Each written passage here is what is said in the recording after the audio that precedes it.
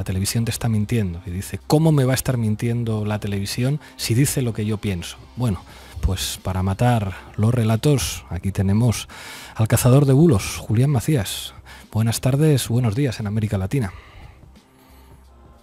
Hola, ¿qué tal? ¿Cómo estáis? Bueno, pues hoy voy a hablar del tratamiento mediático que se hace en España de diferentes tipos de conflictos en función de a quién perjudique o quiénes sean los protagonistas, ¿no? Empezando por la propia guerra en Ucrania, que empezó hace 8 años en la zona de Donbass, donde ha habido evacuados más de 2 millones de personas y ha habido 14.000 muertos, muchos de ellos civiles a manos de grupos neonazis ucranianos, pero sobre los que apenas se ha hecho cobertura, ¿no? Incluso se han usado imágenes del Donbass para documentar la guerra actual en Ucrania, como la despedida de un padre con su hija, como si fueran consecuencias de la invasión rusa, o el uso de videojuegos, explosiones en otros países, etcétera. Bueno, también hay que recordar cómo los medios de comunicación, en connivencia con políticos, nos preparan para ir a la guerra a través de mentiras, como hizo Aznar con las armas de destrucción masiva para justificar la invasión de Irak. Algo por lo que jamás Aznar ha pedido perdón. O sea, se mintió en este país a toda la ciudadanía afirmando que existían pruebas de la existencia de unas armas de destrucción masiva que luego no existían. Y este señor está libre en la calle. Hasta hace nada decía que Putin era una persona a la que admiraba y que eran grandes amigos, y ahora no se sabe muy bien qué nos está contando. Sí, no solo eso. De hecho, le gustó el hecho de mentir masivamente y poco después volvió a mentir a todos los españoles sobre los atentados del 11M, que han sido los más graves en suelo europeo, con 193 víctimas mortales. Y en este caso, aún sabiendo que los explosivos no eran titadines por el análisis de los TEDA y la Renault Kangoo que se encontró al mediodía del mismo día 11 con explosivos goma 2 y cintas con versos del Corán, el gobierno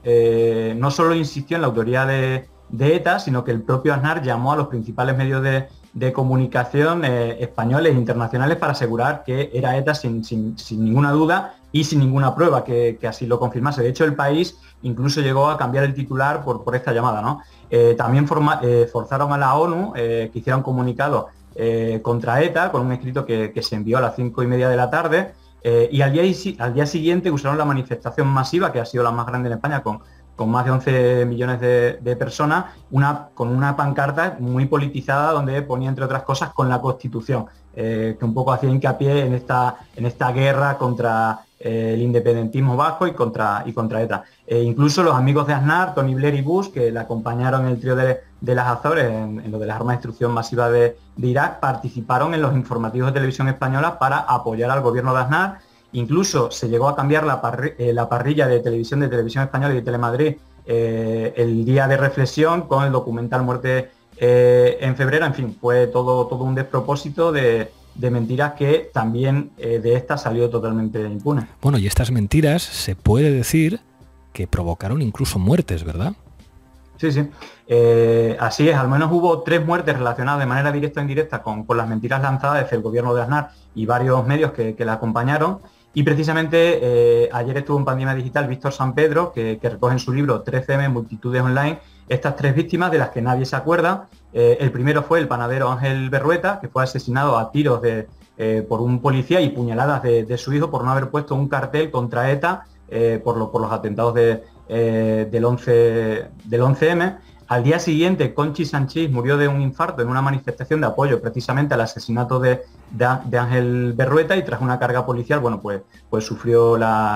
este infarto y la muerte. Y otra víctima,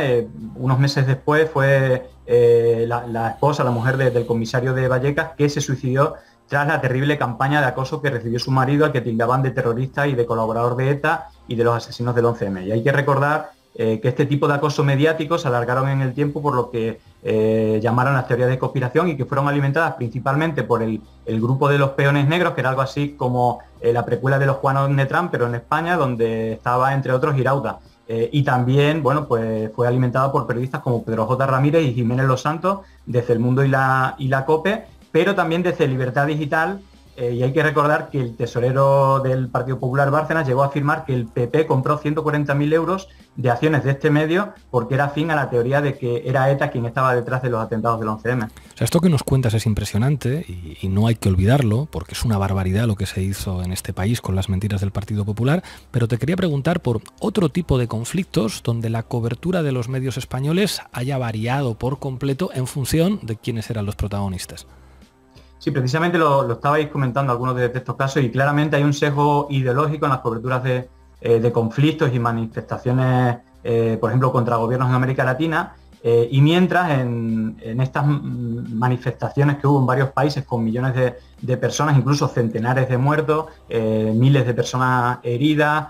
centenares de mujeres violadas, en países como Chile, Colombia, Ecuador o Perú, que eran contra gobiernos de derecha, apenas se hizo cobertura en España, pero hace poco tuvimos un mes monográfico en varias televisiones hablando de la represión brutal en Cuba, donde no hubo ninguna manifestación, que hubiera más de 1.000 personas y no hubo ni un solo herido entre los manifestantes, por lo menos heridos de bala, y para hacer esta cobertura incluso se pusieron imágenes falsas de otros países como la celebración de la Copa América en el Obelisco de Buenos Aires o las manifestaciones que hubo en Cuba a favor del gobierno como si fueran en contra. Pero lo más grave, bajo mi punto de vista, fue el silenciamiento del golpe de Estado en Bolivia, donde hubo presencia española, en este caso por parte de Vox y de Oki Diario, que viajaron conjunto. Incluso Vox participó en una rueda de prensa del gobierno golpista y Oki Diario, digamos, mantuvo